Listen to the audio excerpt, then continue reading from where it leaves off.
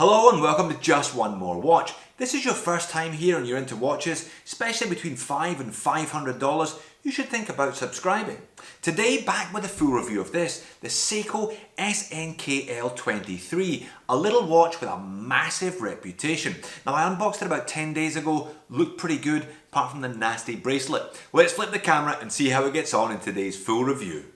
Okay, so we're going to start with some basic dimensions and specifications. Then I'm going to tell you just how hideous I think that bracelet is before having a look at the automatic movement. Now this 7S26 basic Seiko caliber in the watch. I've had a watch check app running on this for the last 10 days. Results have been quite impressive.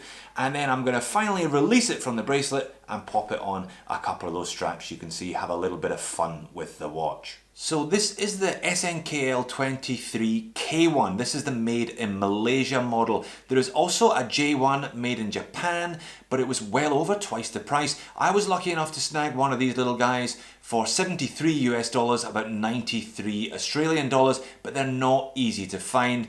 Quite often some of the suppliers even put you on a pre-order. They have them on waiting lists. 38mm in diameter, 45mm lug to lug, so relatively long lug to lug length considering the small diameter. This small size is not going to suit everybody though, let's be honest. If you're worried about a 38mm watch, if you're perhaps used to wearing larger pieces, borrow one of these small ones if you can for a week or so.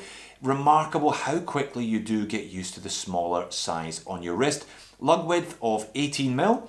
And a thickness of only 10.5mm, so slips nicely underneath a shirt cuff. Really good Monday to Friday office wear watch, this one if you will. Weight on this metal bracelet of just under 100 grams. Now this one, Hardlex crystal, not quite as strong as sapphire. This is Seiko's own proprietary crystal, and there's a bit of lume here. Seiko's again Lumi Bright lume. You do get a day-date complication, recessed crown at 4 o'clock, and a fantastic level of finishing on this watch. I'll zoom in a bit later on. The movement, I'll pop the bracelet to show you that one. It's the 7S26. Now this movement they've been making for 20 years, Seiko, more than 20 years. They must have made hundreds and hundreds of thousands of these one. A bit of shock resistance there, 21 joule, 40-hour power reserve, 3 hertz. Low beat movement, beating at 21,600 vibrations per hour, so roughly 6 ticks per second. But because it's a really thin needle hand on this one with the Dauphine hour and minute hand, a needle second hand, you don't really notice that it's a slightly rough sweep there. The 6 ticks per second rather, actually looks pretty good. Now for a $75 watch, the finishing on this case is remarkable. Beautiful brushed sides there, lovely curve to the case as well, allowing it to conform to the wrist. So from brushed we go to polished, we then go to brushed on the lugs and polished again on the bezel. Brush, polish, brush, polish. Just amazing that they can do this for less than $75. And then we get onto the dial and look at that lovely dial.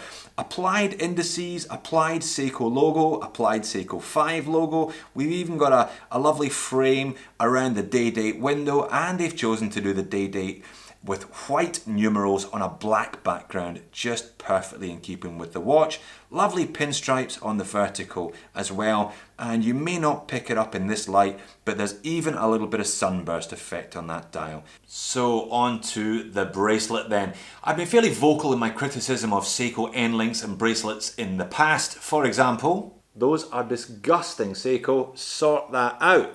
And definitely not something I would want to wear on my wrist on a daily basis. But I thought I'd give this one a fair crack at the whip for the purposes of the review, and it hasn't failed to disappoint, let me assure you. A fairly hideous item in all respects. Doesn't look too bad from the outside, reasonable satin finishing on those outer links and some nice polishing on the middle links, and I must admit that the clasp isn't too bad. Problems start when you release the clasp. Now there are plenty of videos on YouTube showing you how to adjust these bracelets, but this one is even more complicated than it first seems. To release one link, you have to pop out not 1, not 2, but 3 of these very difficult to operate little push pins at the top there. If you want to take 2 links out, as I did on the other half, you have to pop out 1, 2, 3, 4.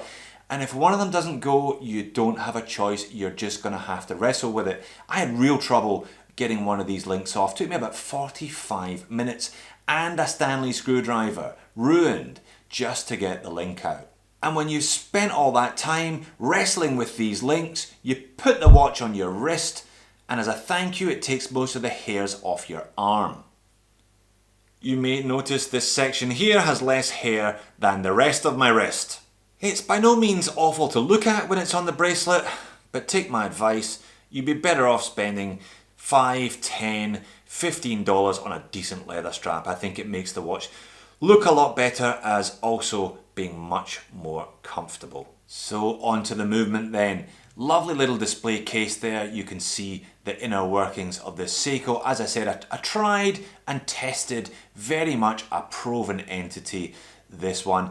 If you get one that isn't quite so accurate, you know, this is only 30 meters water resistance. I would have no qualms about popping the back off and regulating it myself in a way that I would be far more reluctant to do with a dive watch. So there it is, the 7S26 in all its glory. Now I started a WatchCheck app running on this one when I got the watch about a week ago. I'll pop it up just there, you can have a look for yourself. Very impressive. Now the stated accuracy of these ones is anywhere between -20 and +40 per day, but as you can see, I averaged over the course of about 10 days just under 7 seconds minus. I would have preferred it to run slightly fast, that's always the ideal with these things, but as I said, you can pop the back off and regulate it. All in all, astounding level of accuracy from the little Seiko there. And these movements, very robust, they can take the odd knock or two and shouldn't really need servicing for perhaps a decade, even if you're wearing the thing every day.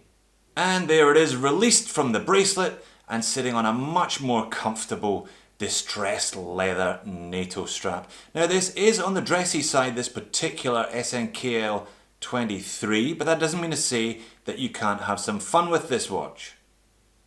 These NATOs only cost a couple of dollars each, and they're a great way to liven your watch up for the weekend if it's your one and only timepiece. But I suspect most people will probably opt to fit a leather strap. This is just a nice, fairly plain black one with white stitching. I think the black face, as I said, you could get away with a brown strap here if you like, definitely making the watch look a lot more expensive.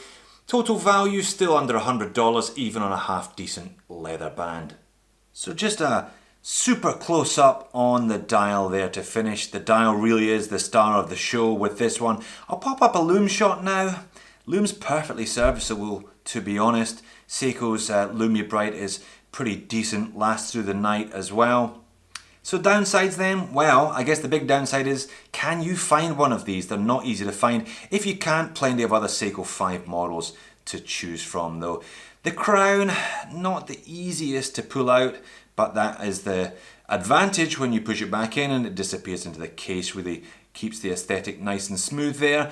And I guess it's not super legible in kind of mid-light conditions. It's okay in full light, it's also okay in low light conditions, but in mid-light I found that the thin second hand and the indices, they kind of blend into one, but really I'm nitpicking. For $75, this is amazing. Again, just have a look at the level of finish there and the variety of different finishes across the case. Pretty fantastic for the price. So there you have it, cracking little watch for not a lot of money. Bin the bracelet, put it on a leather strap and enjoy. And if you can't find this particular model, plenty of other Seiko 5s to choose from. Thanks for watching and I'll see you in the next video.